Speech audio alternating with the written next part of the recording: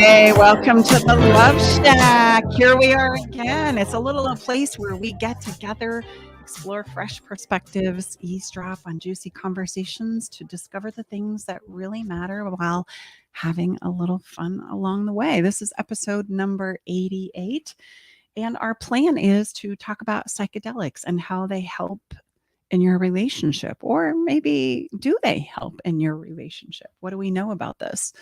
Our guest has been delayed a little bit. We're hoping that he'll join us. And if not, then we're going to pivot really, really quickly into a different conversation. But let me set this up for you, because the conversation of psychedelics has been high on my mind for probably the last 18 months.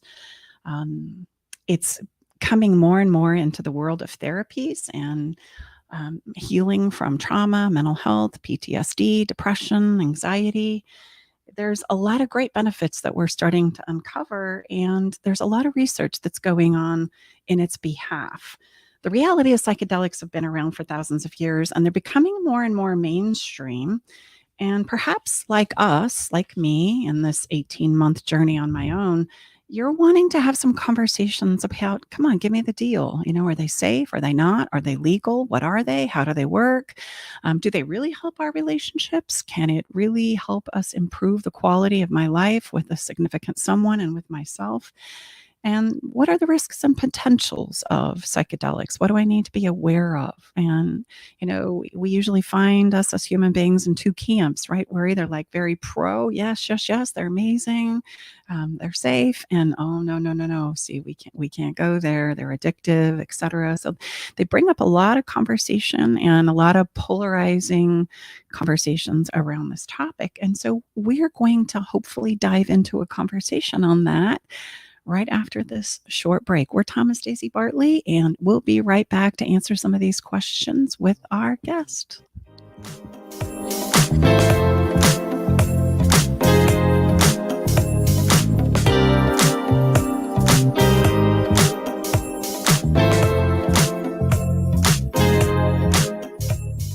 I met Stacy and Tom about 2 years ago. I was at a point in my relationship where I was ready to file for divorce. Not that I wanted to, but I just felt hopeless and helpless. I'd been through other counseling and coaching and didn't find any success.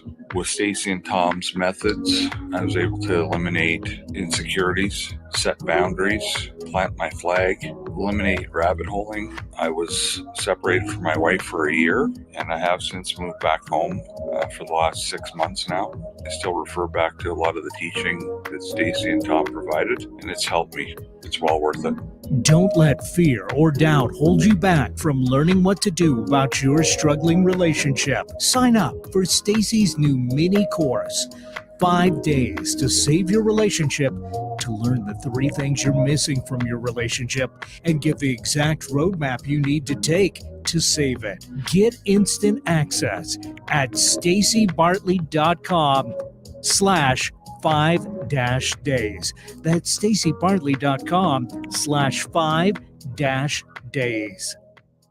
Are you ready to venture off the beaten path, expand your mind, raise your consciousness, and open your heart? Allow me to entice you with interviews with amazing souls from around the world. Indulge in history, mystery, science, and spirituality. There's weekly skin tips, live esoteric readings, and answers to life's burning questions. So come join me, Sakura, your host, intuitive medium and spiritual hypnotherapist, each Wednesday at 2 to 3 p.m. right here on KKNW for Love from the Hip. Hey, babe, did you know that the average couple spends only 2 hours a day with each other, and the majority of that time is spent eating, watching TV, and surfing social media rather than connecting with each other? And if children are involved, my gosh, it's even less time than that. I know, babe. That's why you created our conversation cards for connection, because they're the perfect conversation starter. So the next time you're sitting on the couch, rather than turning on the TV or grabbing your phone, pull out a card and get ready for some good old-fashioned laughter and love and connection. Yeah, you can get your cards at stacybartley.com. Hi, I'm Coach Debbie from Story U Talk Radio, and I want to encourage you to write your book.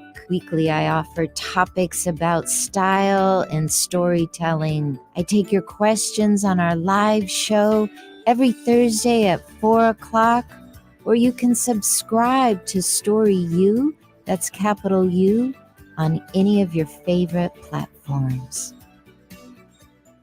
Hi, I'm Stacey Bartley, the author of my new book, Feeling Like Marriage is Dead, a divorce mediator's guide to ensuring a lifetime of love. In this book, I integrate a no-nonsense grip on reality with a compassionate understanding of human behavior to provide you with a systemic approach to marital bliss that is easy to understand and implement in your life. Read this book to find out how to make marital magic happen. And you can do that by going to lifetimeoflove.me. Again, that's lifetimeoflove.me.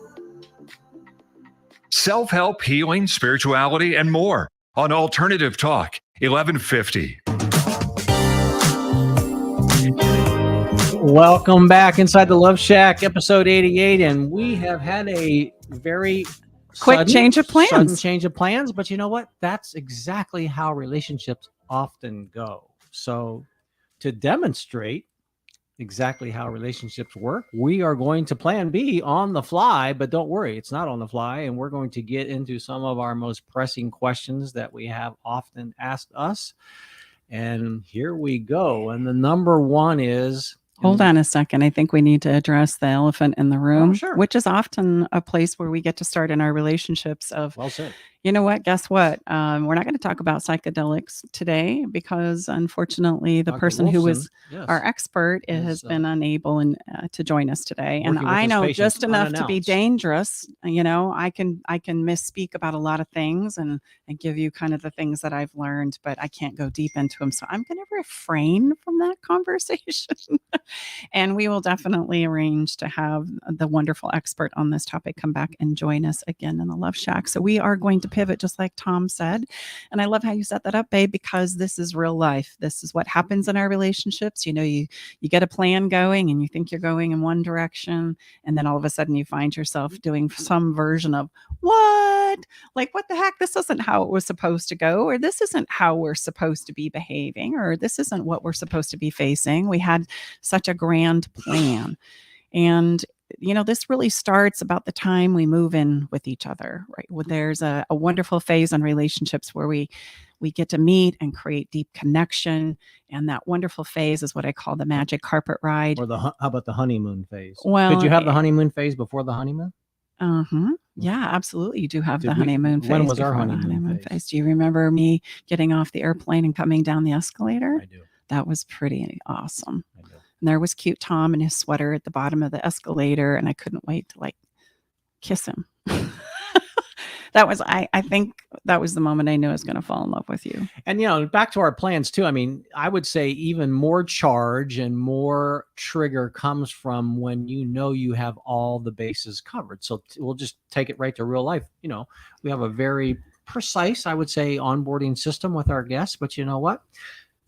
You know, the gentleman is a doctor and he's working with patients that unannounced to him he didn't know. So, you know, hey, so very real life, and even the best laid plans in our relationship has the opportunity to have to go to a plan B, and definitely has the opportunity to really, really trigger the you know what out of us. I can't say the word because we need to be radio friendly. Well, and that's a really good point because, you know, we forget oftentimes that we can pivot in real time.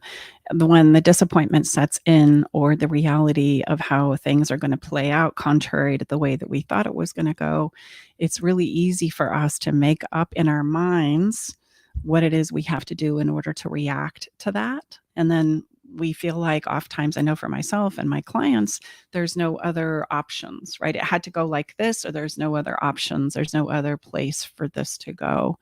And we can get ourselves stuck in what I call a cognitive or a confirmation bias in our thinking, where it has to be either this or either that.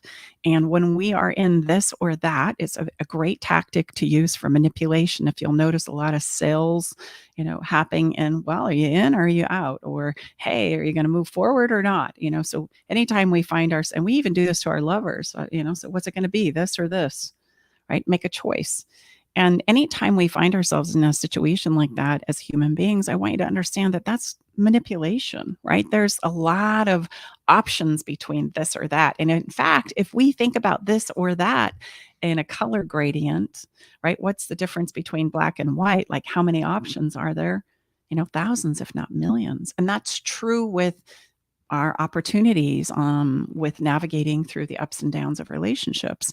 And as I teach my clients, it's the ability that's a practice skill to go from, okay, I don't want this. This is not what we were hoping for. This is not what we wanted to do, where we wanted to go. But what do we want to do now with the information that we now have? And let's move as quickly as we possibly can into a place of, this is what we want. This is where we want to go. This is what we want to attempt to create and go forward with from here. So we're doing this in real time for you, right? So you can see that, right? Yes, after we kind of, express that for a minute and get, very, very clear on what it is we're not wanting to create. That's the gift, because if we just flip it, it's going to be, hey, we can create this instead though, or maybe this would even work better. And that helps us to get up and get on with it and navigate through the inevitable surprises that are going to come in life, right? Unfortunately, there's a lot of risk in living, right? Really is. And there's a lot of risk in love. I would say the greatest amount of risk comes in our most intimate and loving relationships. And guess what? People that are, maybe giving you some guarantee or assurance, I would respectfully say that's just not possible. What you can get really good at is knowing how to clean up your messes and navigate the inevitable ups and downs. That really is the secret. That's our secret sauce. Mm-hmm. Well, and there's a lot of freedom in that, believe it or not, to realize and recognize, okay, there aren't any guarantees, but that really keeps us showing up as good as we can most days in our relationships. It also keeps us from taking our relationships for granted, which when we typically move in and we know that we're committed to creating a lifetime of love, we can get very, very complacent and we can stop doing the things that we used to do. Typically the spending and focus of time, that starts to kind of wane a little bit as we think that now we can turn and we can shift our focus on other things like making money and growing a business and raising kids and building a house and right, planning the summer home. And those are all really good things. But oftentimes what ends up happening is we lose sight of us, our relationship, and less time is focused there. And I can't tell you how many couples get on the phone and that's one of their complaints. In addition to communication, it's taking the time to communicate, to address how everybody's doing, what's working, what's not working. And we never seem to get into the conversation of what do we want? What do we want to do from here? Where do we want to go? Let's spend the majority of our effort and energy on that, as opposed to deciding who it is that was wrong and, going through the problem one more time and deciding who's to blame and whose fault it is. And we spend so much time there that we never get to any kind of a solution. That's a great segue into our first question here. Is that why you would say relationships fail in the sense that people that are either, joined together through marriage or some type of a ceremony or commitment to each other, that's why they choose to no longer stay together? Why? It's not because we don't have solutions to the challenges that we face. We absolutely do. Any human being, if they're willing to, can put in the knowledge and information required to learn and then acquire the skills that are necessary to practice something different. We have the ability dynamically as a human being to do that. Why things go sideways is because we simply run out of emotional gas to stay in it, to keep working on it. We become depleted and we don't have an energy or desire in the tank, motivation in the tank, to essentially continue to look for those solutions. And we spend that energy, that precious emotional energy and motivation and longing for this to work in places that don't take us anywhere. And so we hang out there and we feel stuck, and and the longer we stay stuck, the more we risk running out of what I call emotional gas. And then I as we all are going to do as a human being, we throw our arms up in the air and go, I just can't do this anymore. And so would you say the majority of clients that we work with, many of them have waited too long? 100%. because it takes effort to turn things around, and there's going to be resistance, right? There's going to be a wrestle inside of us that we've got to get over or through, shall we say. And if I'm already out of emotional gas because I've spent 5 years in the same place of low grade pain, knowing that my relationship and myself as a person is breaking down, I'm losing all my emotional energy and motivation. And come on, let's be honest. I bet our listeners right now can take themselves to a place where you're like, man, I don't know if this is going to work. I don't know if I can do this. Not because I don't love you and not because I don't care, but because this is getting hard and I just don't know if I'm going to make it. And we can do that in all kinds of chapters in our lives, but man, there's nothing that drains our emotional gas tanks like our relationships with our significant other does. It can drain us really, really fast. And on the flip side of that, we're not very good at knowing how to refuel it. I like to think of it like pulling up to the gas pump, right? On a tank of gas, it might take you 15 or 20 minutes to fill it, but it'll take you 400 or 500 miles. So it doesn't take long to fill it. It doesn't even take 15 or 20. No, honey. I'm exaggerating. Well, 5? Because you don't ever get gas. I know, that's true. You always pump the Yeah. gas, which is such a gift. It's minutes, It's minutes, but it'll take you a long way. So you think about, I'm having some fun there, just a little bit. I agree. And so we operate a lot like that as human beings. If we will be conscientious, it only takes a little bit to refuel our gas tanks. And then it will take us a long way. Like a little bit goes a long way, but we don't have the ability to fill those tanks. The clients that we've worked with and continue to work with, they've waited. A lot of them have waited too long. Is there a common reason or share as to why they chose to wait the period of time that they did? Well, before they acted. It really is for many of us, because raising our hands and talking to somebody and getting help and support with our emotional pain historically has been such a taboo. And it's not really all that great to think about going to talk to a stranger about the challenges and problems that you have in our most intimate of spaces. It's difficult, and it takes a lot of courage to finally go, okay, I've had it. So a lot of us as human beings have to be pushed to the brink before we'll finally go, okay, I've tried everything else I know. I've talked to everybody else that I feel safe with. Nobody can seem to give me the answers that I need. It's still failing. The pain is going up. So finally, okay, I'm going to risk it. What the heck? I'm going to jump in and just get some help and support. And unfortunately, yes, we have waited, if not months and months and months and months, most people wait years. And so we're pretty banged up when we get help and support. And I know you're very passionate about also having people have a much different actual experience, if they do choose to work with us, about what it's like, because I do think there's a strong story and narrative out there. This is what I say. We don't even share this to our closest, oftentimes family, that we're having challenges in our relationship. So I know you're very passionate to, at the end of a first session for someone, you would love them to have what type of a response or an experience versus what they typically think going in. My goal is to, first of all, right out of the gate, acknowledge them for the courage to book an appointment and come in and just explore it, right? Let's just see how this is going to go. And I think that's such a moment for, yahoo, you did it. You're here. I mean, that's an accomplishment in and of itself.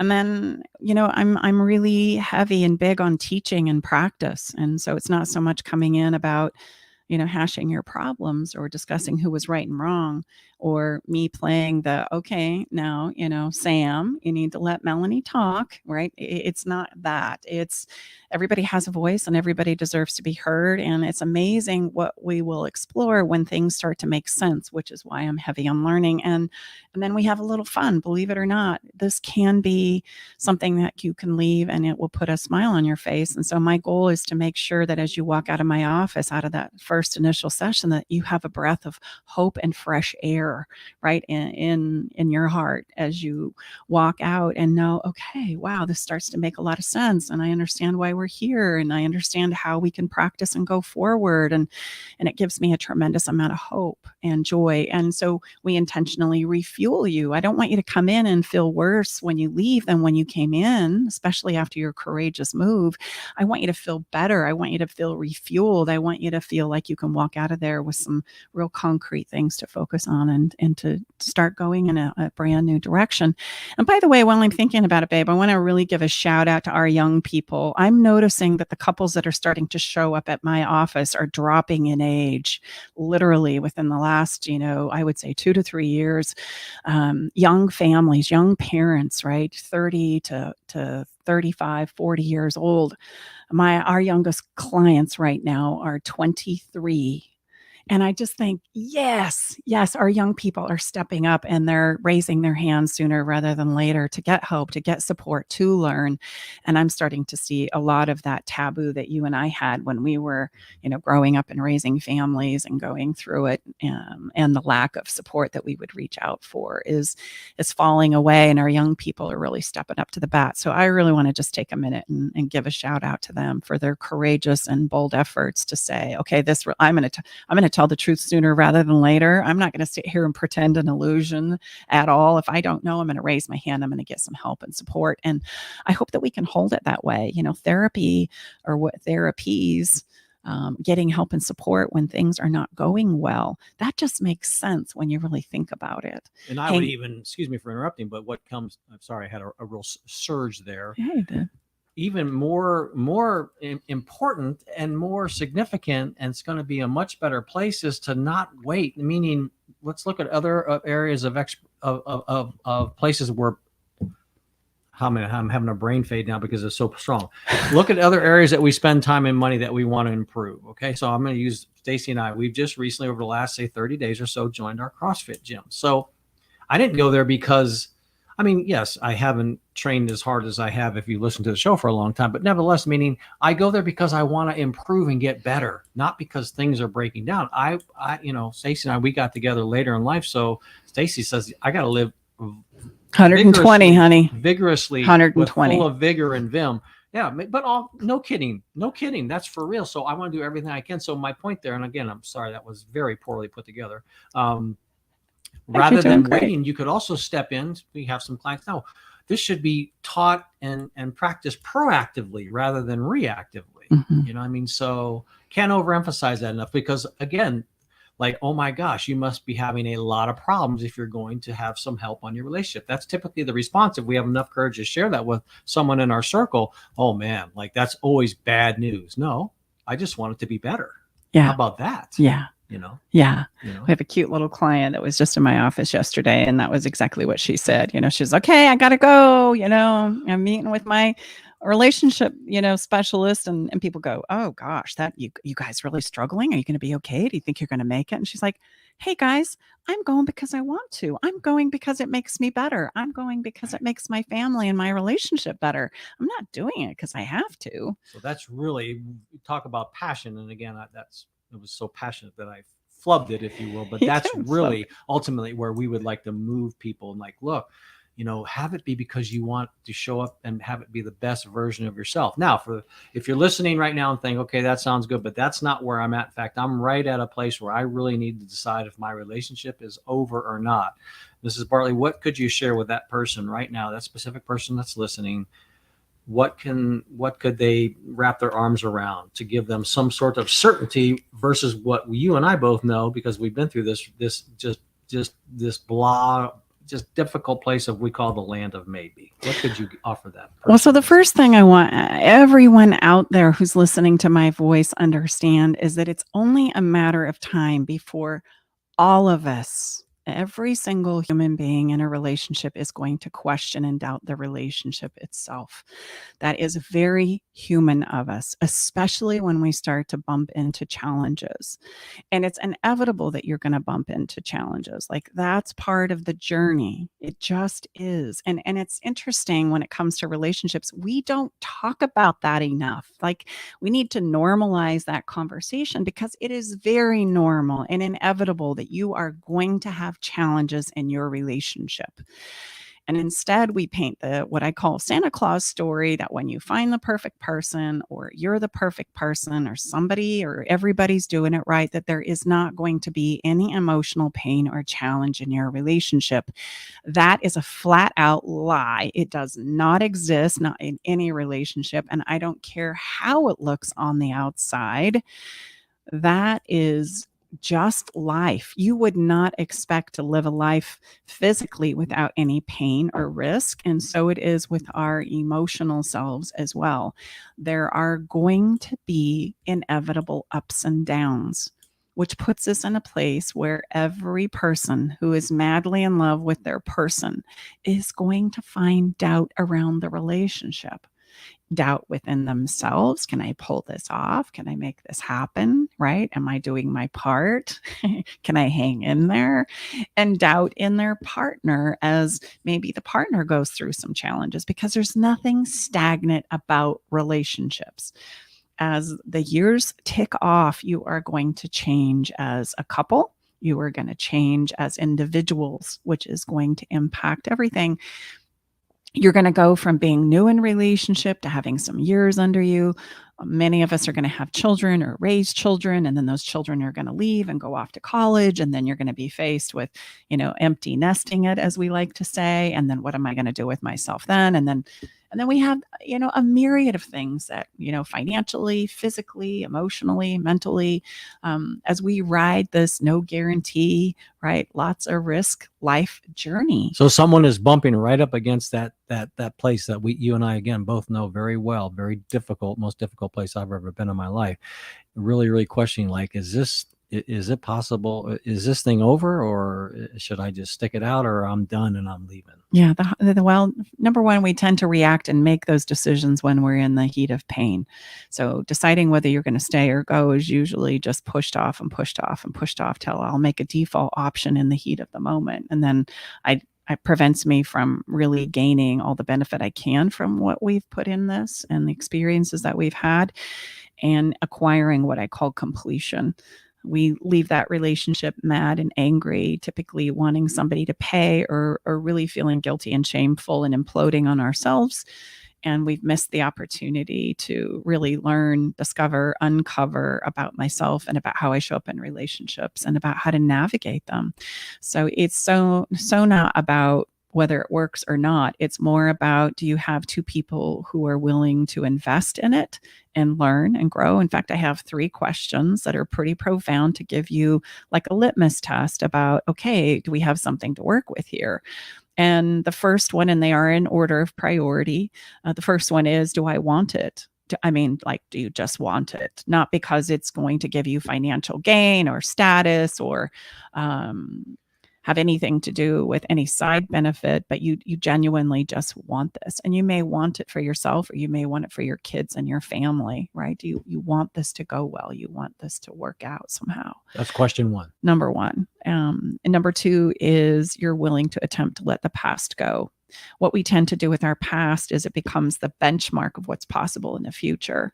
And so if we can't really acquire the ability to, and it happens in little teeny tiny steps, let the past go, it continues to be the benchmark of what we think is possible in our relationship. And we won't explore anything beyond it. When somebody proposes a new idea or a new way of doing things, it gets shut down by things like, oh, that will never happen. Oh, they'll never do that. Oh, they'll never go there. Oh, no way, I'm not doing that. And if you get stuck in that place of the past, you're right. The good news is you're right, I guess. And the bad news is you're right. You can't move on if the past is the benchmark of what's possible. So if we can let that go and start looking strategically at and emotionally, right, with the willingness and the motivation to plan beyond that, what's happened, and to see if we can rise above it, then we can move the needle. And I just want to point out right here, this is what happens in new relationships. So like if you were to get out of one relationship and jump into another, the reason why it's such a wonderful magic carpet ride is you're allowing yourself to look at that dreamy future again, the one that you refused to look at and didn't believe was possible in the old relationship. And so if you can get past sometimes the past, right, which is challenging, it's going to challenge you. Absolutely, you can move forward in profound ways that you couldn't even imagine were possible. And then the last one is you've got to learn. You've got to learn some skills. You've got to understand how you arrived here. You've got to acquire and practice some new ways that you show up in relationship overall and for yourself and for others. And if you have those 3 things, like if both parties are amenable to getting into a heck yeah, let's give it 30 days. And I don't like to go any further than that. Like 30 days is about all we can wrap our head around when things are really in a place of struggle. And if you can get all in for 30 days, we can see what happens in 30 days in attempting a new way of showing up in our relationships. And then at the end of that 30 days, we can evaluate it and say, are we making progress? And if a couple's making progress, we go, yes, we did it. Yes, heck yeah, I want to try again. Heck yeah, I want to look at the next 30 days. Let's see what we can do. Or I start to understand, oh, I see. I understand why I'm not willing to show up and participate, or my partner's not willing to show up and participate. It's just not available, not because we don't care about each other or not because we wouldn't love for this to play out differently, but it starts to give us that place of understanding and completion, right? So those 3 questions are really a great benchmark or litmus to say, yeah, if I can get a yes, yes, yes for myself and my partner can meet me there with a yes, yes, yes, let's give this a try. How about, We got something. I think we have, past clients and maybe even current clients. How about if one partner has 3 yeses and the other partner maybe not yeses and maybe lukewarm? And then I know we're very different, where we'll start working with one person in a couple, one person in a marriage, one spouse, one partner, and many times that behavior change in that partner that's working with us will be the incentive for the other partner to step in that maybe initially was hesitant. But how about if we've got one partner, yes, 3 yeses, and the other one 3 maybe so's? Mm-hmm. Oftentimes what happens is the process will start because the person that's really in and says, yes, I want to go for this, needs to have that experience of really doing all that they can to see this through, to work on it so that they themselves can be complete. That's important. Sure. And as the other person comes along, right, or shall we say is feeling a bit drug along for the ride, there, one of 2 things happen. I've seen both. They get motivated and all of a sudden get all in, and they're more impassioned about the process than the person that brought them in, their spouse or their partner that brought them in. Or they continue to realize and get more and more clear of like, yeah, I can't do this. This ship has sailed for me and I just can't enroll myself or motivate myself to get back in and do what I know needs to be done to turn this around. And, if we could, as disappointing as it is, that's going to be a natural part of relationships, the ebb and flow of relationships. Like I was saying, we all have different places that we arrive at with inside of ourselves. It's so much more an individual journey in relationships than it is a co-creative effort. And yet we lose sight of that and tend to focus on what our partner is doing and not doing, and lose complete sight of myself, which is the only thing I can bring to the table. And so how I like to describe this is we feel complete when I know I've done the very best I can at making sure I'm doing my part in showing up at what I call the relationship table. And then I get to see if my partner can meet me there. And if they can't meet me there, it doesn't mean that everything that you've created or the experience in and of itself was all for naught. It wasn't. There is no wasted experience in relationships. Every experience becomes a byproduct of who you are now and the understanding and growth of us as human beings, right? It's going to contribute to who you are now and who it is you're becoming. And so much more of it is about knowing that you've done your piece, right? And taking an ownership and responsibility for that, even if it is you get to the table and you realize, I can't do this anymore. That's an honoring of self. It's very difficult to lay that card on the table, but so much better to do that than to continue to live in the pretend and illusion, because we all know that you're not there anyway, right? Emotionally, we know that you're not as in to the relationship as we would love you to be. And how freeing that is to some degree when all of a sudden what you're saying and how you're showing up becomes congruent, right? Instead of this disconnect where you're saying one thing, but you're doing something else, or you're showing up in a different way. Let's have some fun then, and let's jump to the other side of the relationship journey. How about if someone is listening right now and he or she is saying, I think I've met the one. In fact, we're thinking of a family member right now. Yeah. That's a wonderful story. So how does one know when we have found the one? Well, I think it's fun to tell the story. Let's tell the story a little bit without violating any confidences. Dear family member who's later in life, who ended up having the opportunity to meet another wonderful person that we've all known for many, many years in the family. And there was literally a moment where we didn't know if they were going to allow themselves to explore it. Like there was a ton of conversation that went into, oh, no, I can't do that. I can't allow myself to go there. Although we could all see that there was this moment of attraction. And it was so precious when finally our family member mustered up the courage to just try. So much of that is just try. Our heads shut us down so often. They really do. It's more of a head game than it is, right, an actual playing out of circumstances. And so he finally mustered up the courage to go see, and of course, in a matter of weeks, fell madly in love, and now can't even remember or wants to remember what his life was like before he met this beautiful soul. And it's just so fun. And Tom and I have been living our first years vicariously through them. And that's what love does. That's why we love to see kids enjoy Christmas, for example. We all get to relive those moments for ourselves. And so as we step in, the conversations quickly turn to, okay, how do we keep this going? How do we keep this feeling that I'm having right now alive? And that's a fun place in the journey. I love to do premarital stuff. I love, love, love that work because everybody is so excited and delighted. It's not like pulling teeth, or convincing them that it's okay to get help. They're wanting to get help because they want to keep this fresh and alive. And there are things that we can do to keep it fresh and alive. But even in that space, you're going to have doubts. Even in that space, you're going to question the relationship. And it's not about not having those fears and doubts because it's going to be the case. It's about how we handle them that makes the difference. It's about not taking them out on each other. Like if there was one cardinal rule for relationships, it would be you don't get to take your pain, your frustration, right, your disappointment out on your partner.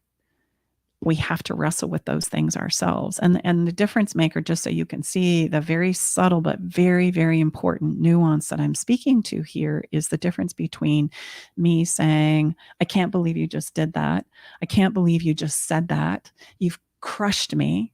This is all your fault because I'm hurting. The other option is to say, my feelings are hurt. I'm feeling sad.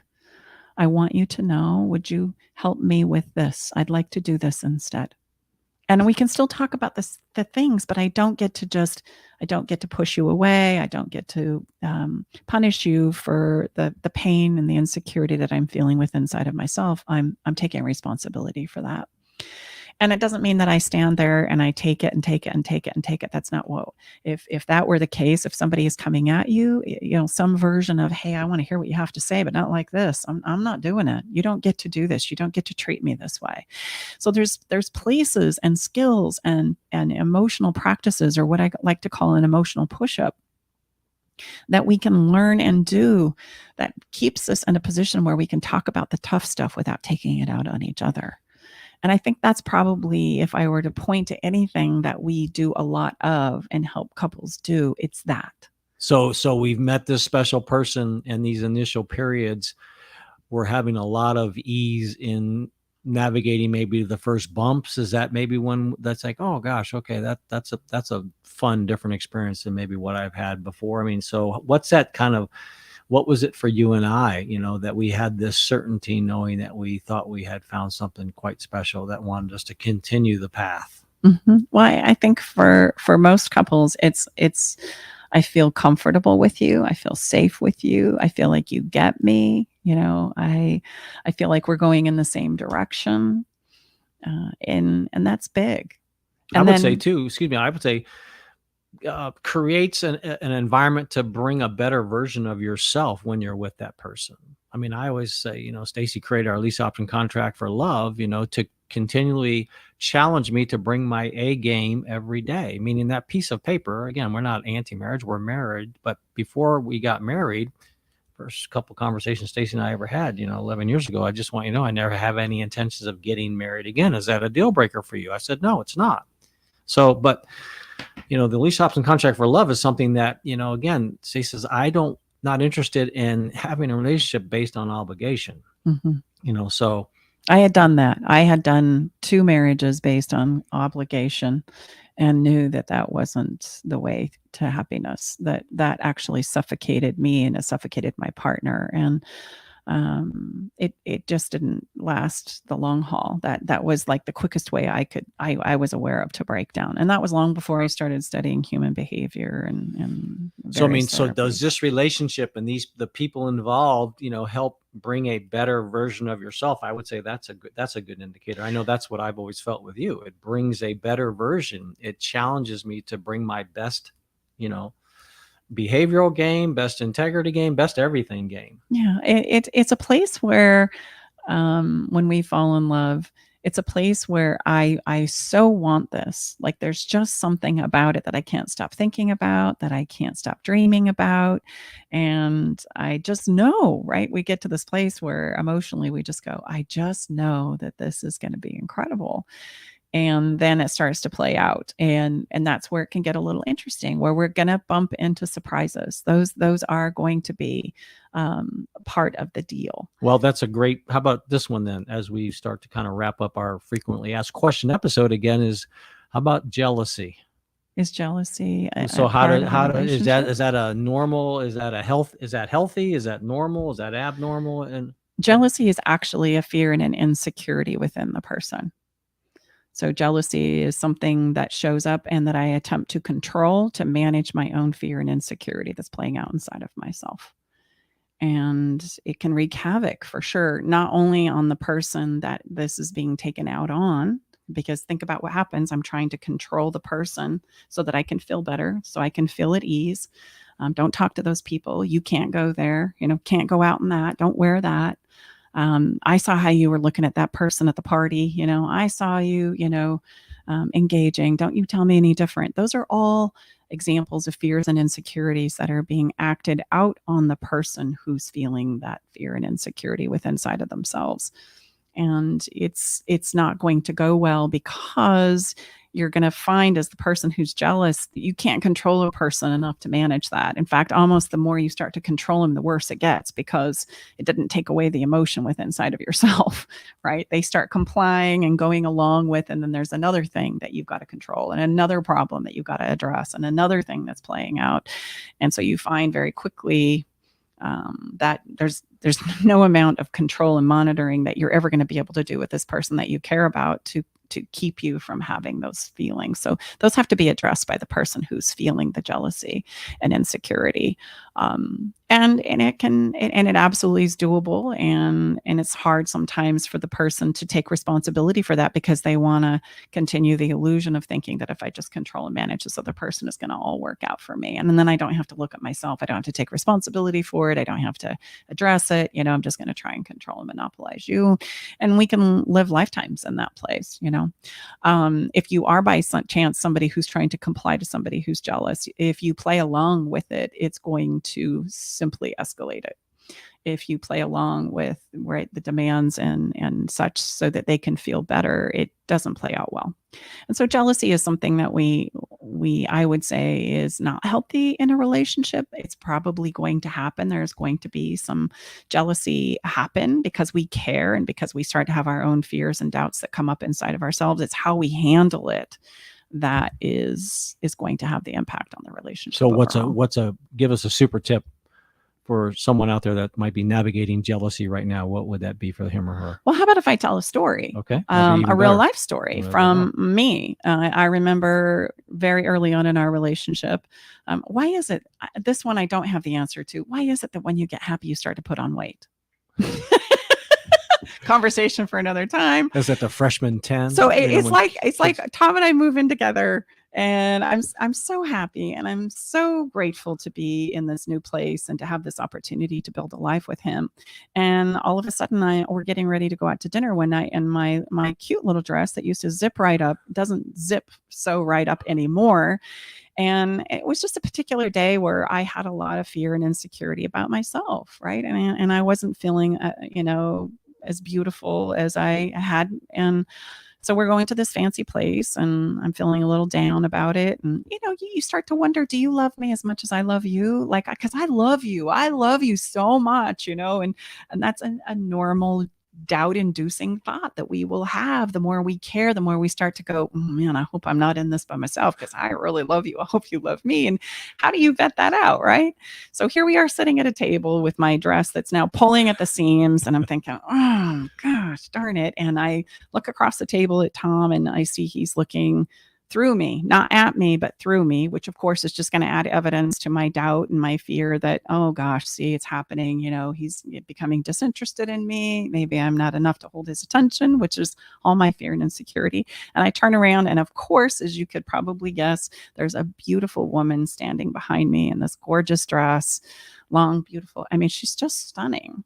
And I turned back, and I remember the flood of options that like in nanoseconds flooded through my mind. Okay, you can get mad and say, okay, I'm going to leave now. I'm going out to the car. This dinner's over. I know exactly how you feel about me now, or I can go to the bathroom, excuse myself, and maybe cry, in the toilet paper for a minute and try and pull it together, see if I can do that. And then the thought came, maybe you could just be courageous enough to like work through this with him and disclose what really is true for you.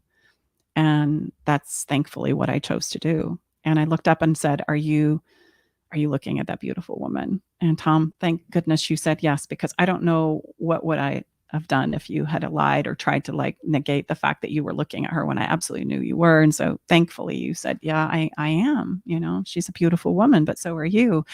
And I said, as I reached across to hold his hand, I am feeling not so beautiful right now. And could you reassure me that you love me? Could you reassure me that you want this, right? And that we got this. And of course, as Tom does, and Tom's style, looks me right in the eye and says, oh my gosh, yes, I love you. I love us. I'm so excited for our future.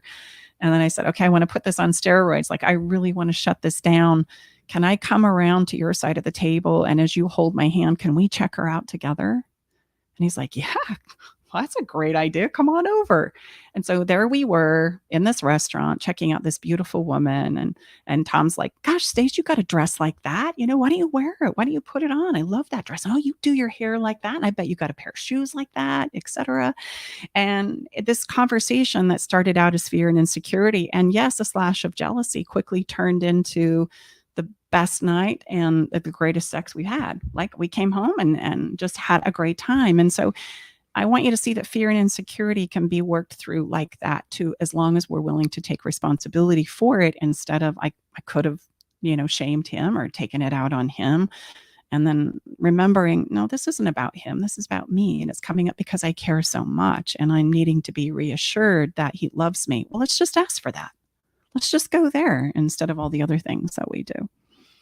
So, okay, I guess we need to wrap this up and maybe take a quick break and come back for a little bit of fun. Yeah, and I would just add, yeah, absolutely. And if you or people in your circle of influence, family members, neighbors, colleagues are navigating some of these very difficult questions, I would encourage you to share this episode with them.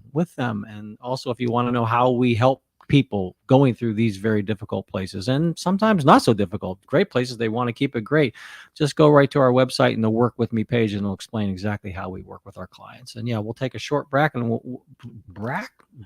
Holy cow, tongue tied today, and we'll be right back.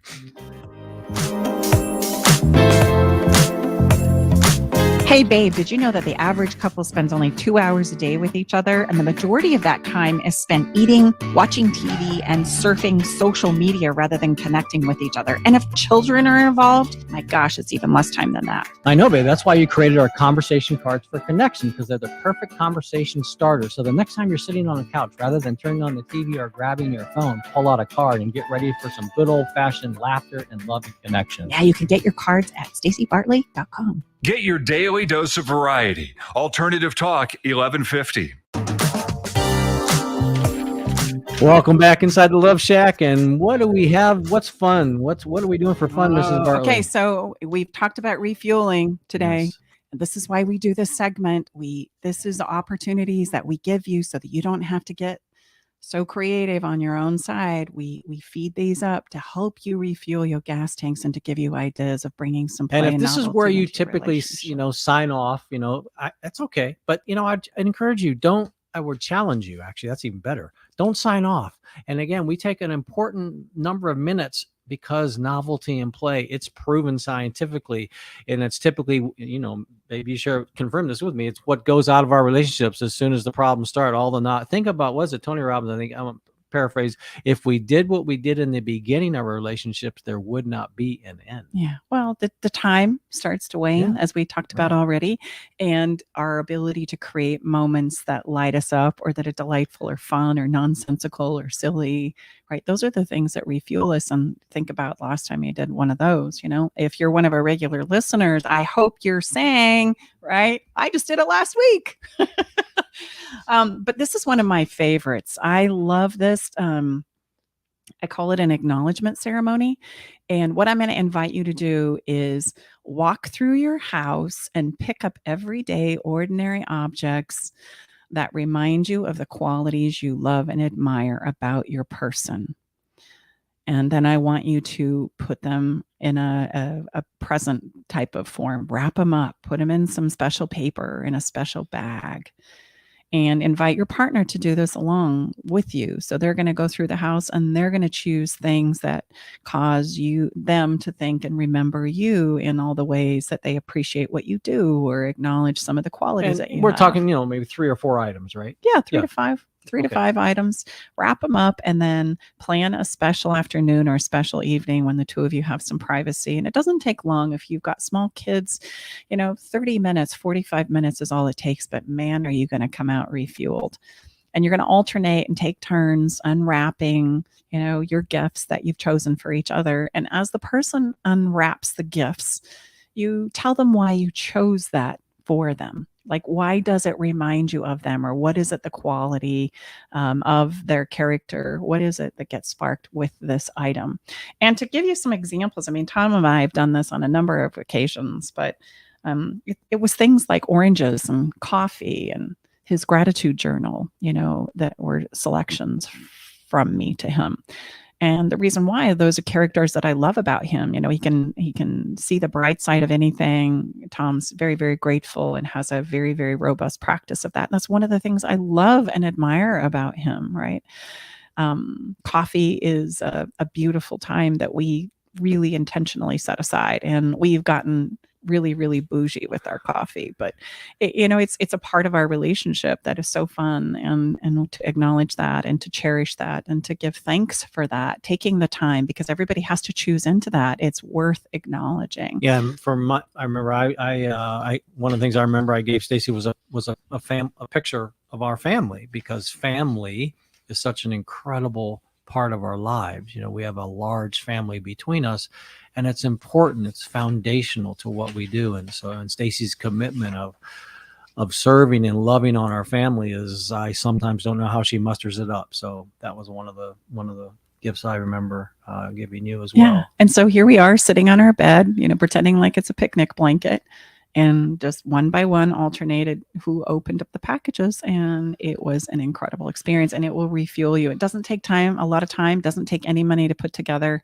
It just takes a few minutes and to put the items together. Let's say 10 or 15 minutes to find the items, wrap them up, and another 45 to share them, and you'll come out feeling so, so good. And if you feel like this isn't something that you can access in your relationship, well, that's a really good sign to say, hey, maybe we do need to get some help and support and kind of create a bigger, brighter future for us. Maybe we're using events of the past as that benchmark that holds us down. So just want that to be something that you consider. As we step into picking our song, today we have Phil Collins with us. I Can Feel It in the Air Tonight. And when we have challenges in our relationship, we can feel it in the air, can't we? Like, it gets electrifying, like, oh man, where are we going? Right? Brace yourself, hold on. And this song says it best. And it was a song that was really popular when I was going through a really, really challenging time of being a pregnant teenager back in 1980, 81. And I remember this song playing, and I used to just pull over and just when the drums would start to play, I'd think, okay, I'm going to do this. Just hold on. So hopefully that will inspire you like that today too. This is why I chose it for this episode. And you can find all of our songs for each and every episode on our website or on the Spotify platform by going to Love Shack Live playlist. Okay, so we got to land this. Any final words for us? Well, I Mr. would just Bartley? say, remember, life is going to throw you curveballs even when you least suspect them. So rather than being triggered and just kind of thrown in the towel, just take that pause. The most powerful thing we did, we took a pause and we had our engineer, Eric. Thank you, Eric. We just asked him for a little bit more space and we went to plan B, but you do that through practice. It doesn't just happen overnight, but it's going to happen. So the sweet spot is take that pause, get resourceful, Recalibrate, think about what you want, and then get up and go again, right? It's been a pleasure to be here with you this week. As always, right here in the Love Shack. We so look forward to being here with you again soon.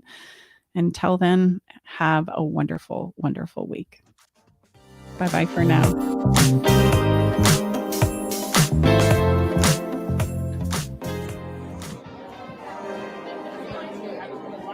Thanks for joining us today in the Love Shack.